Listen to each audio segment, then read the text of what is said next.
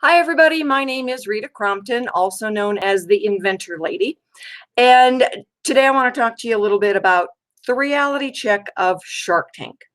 If your main goal is to get a product teed up so that you can appear on Shark Tank, you are going to be really disappointed.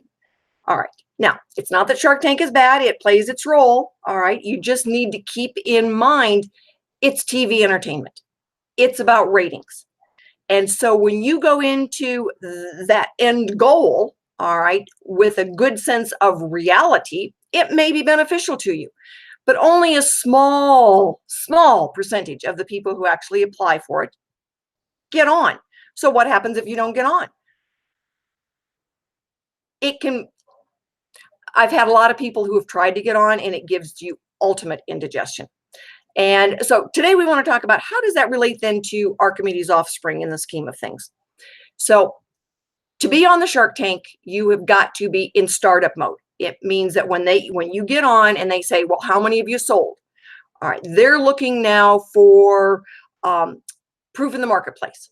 Well, at that point, you are $250,000, $300,000, $400,000 into this. And for a lot of inventors, that is just a non-starter. All right, so what are your options? Archimedes OffSpring is your mentorship training program, funding option, funding mechanism, all those things for early stage inventors. So we're looking then at getting the vetting done behind the scenes so that you haven't gone out there. I had one inventor who went on to Shark Tank. I met with him ahead of time and said, here's your problems. Here's what they're going to point out. And once they point it out on national TV, all the mistakes you have made, you're toast. That's it. So if you go on looking at it as a marketing option, great, if you get on. The problem is most inventors, I have an inventor who auditioned, a couple of them auditioned, they've got really good products and they were cut at the last minute. Well, now what? Well, like I said, they were already in the marketplace, so they're moving on with their product and getting it teed up and making sales. The one guy is out of business. That's just it. So you've seen some of the good ones on there, some of the people that have been turned down, but they use it as a marketing mechanism, but they've already spent a ton of money. So behind the scenes with Archimedes OffSpring now, if you are being vetted, all right, and that mentorship program, people are already, giving the feedback. We're already looking at that, did you do your due diligence right? And we're behind the scenes helping you and saying, okay, this is the next step. This is where you go. As we start looking at vetting, can we get you teed up and get you to a trade show? You're protected before you go out the door. So you've got a lot of people saying, no. Look at your packaging like this. Look at that price point like this. And so we give you that opportunity to get teed up a little bit slower, have very little of your own. You're not doing a second mortgage on the house. You're not trying to sell your firstborn. So whether you're looking at sharks, all right, the Shark Tank, it doesn't matter how much lipstick you put on them. They are still going to eat you. And they're going to think that you're real juicy in the process. And most venture capitalists are like that. All right. They're in it for them. So you need to keep that reality check in mind. All right. If you're going to make a mistake, you don't want to be broadcast to the entire world. You want somebody to say, oh, let's try to back that up a little bit. I've got a good friend who says, once you start down that rabbit hole, it's pretty hard to pull the inventor back out.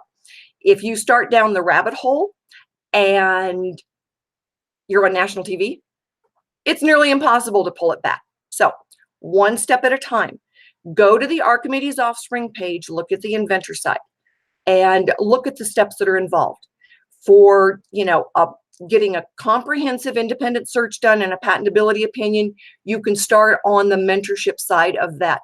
$25 to fill out the application and send it in. And the $25 just keeps me from getting a ton of junk in the email box. So when you start going through the process, then we help you understand. So even if you're not chosen for the vetting process, you still have had the advantage of that independent information, industry experts saying, look at it like this. Look at it like, here's another option.